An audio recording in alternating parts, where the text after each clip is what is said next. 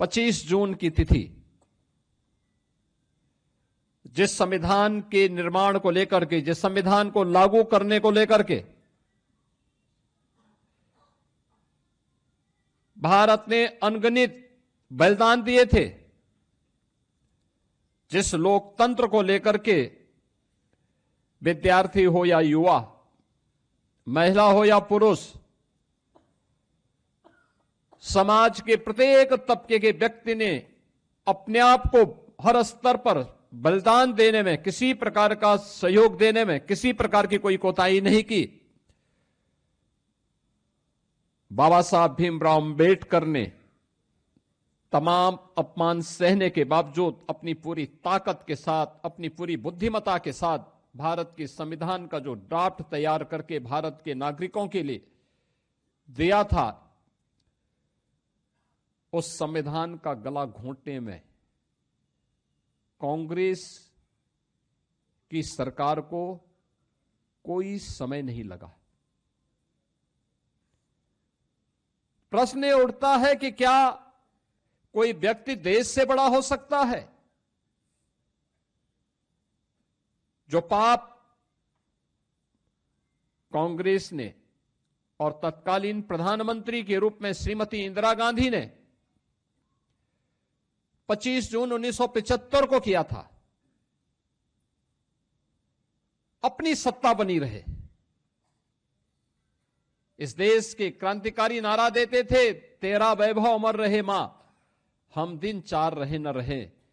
और कांग्रेस ने उस दिन उस संकल्प को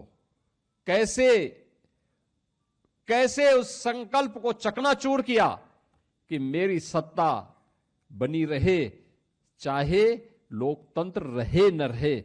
और यह करके कांग्रेस ने आज ही के दिन 50 वर्ष पहले भारत के संविधान का गला घोंटने का काम किया था। भारत के संविधान का गला, ये भारत के नागरिकों के साथ हम भारत के लोग का जो संकल्प भारत के संविधान के प्रेम्बल में प्रारंभ होता है, उन लोगों की भावनाओं पर कुठाराघात था। उनके संकल्पों को चकनाचूर करने की एक कुत्सित चेष्टा थी। कैसे प्रेम्बल तक में देर रात्रि में उन्होंने संशोधन करके धर्मनिरपेक्ष और समाजवादी शब्द जोड़ करके भारत की आत्मा पर कुठाराघात करने का कार्य किया था, संविधान की आत्मा को चकनाचूर किया था। ये किसी से छुपा हुआ नहीं। और अफसोसजनक तो ये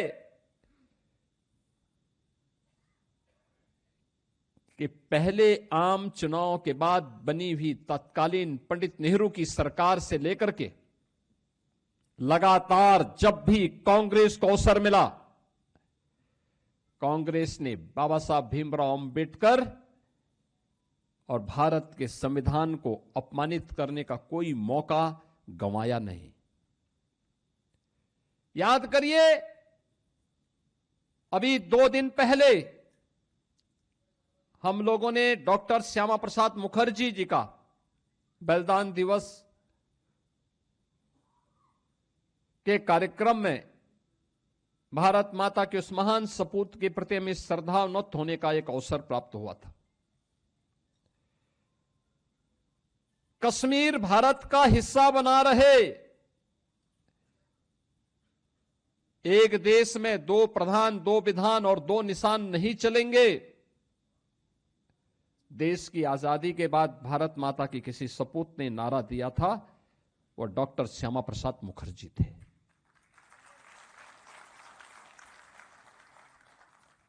जब देश एक संविधान 1950 में लागू करता है, एक संविधान के तहत पूरे देश को एकता के सूत्र में बांधने के एक संकल्प के साथ उसको लागू करता है, तो फिर कश्मीर के लिए पृथक व्यवस्था क्यों?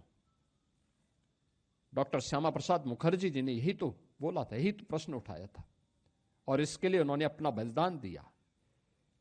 कश्मीर में धारा 370 लागू करने का पाप ये कांग्रेस की सरकार का पाप है। मीडिया के गले को घोंटने का काम ये कांग्रेस की सरकार का काम है। मौलिक स्वतंत्रता को रौंदने का काम संविधान लागू होने के तत्काल बाद से कांग्रेस नेतृत्व की सरकारों ने प्रारंभ किया। और इस सिलसिला जो वहां से प्रारंभ हुआ